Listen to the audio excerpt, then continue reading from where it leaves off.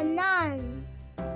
Una, maging responsableng kasapi ng tahanan. Sundin at tuparin ang tukuyin at gawaing iniatang. Pangalawa, tumulong sa panglinis sa dagdag aral at oras upang mapanatili ang kaayusan at kaayusan ng tahanan. Ako ay tumutulong sa paglinis tuwing walang pasok.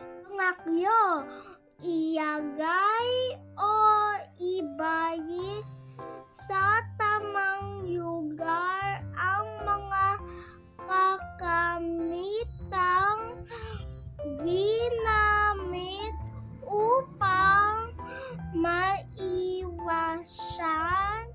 ang aksidente at maayos na magagamit muli. Apat, maglinis hindi lamang sa loob ng bahay, ganon din sa labas nito.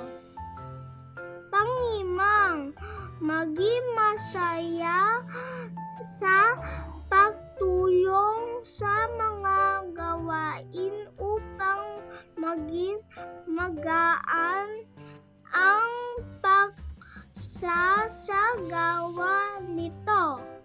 Kapag ang iyong tahanan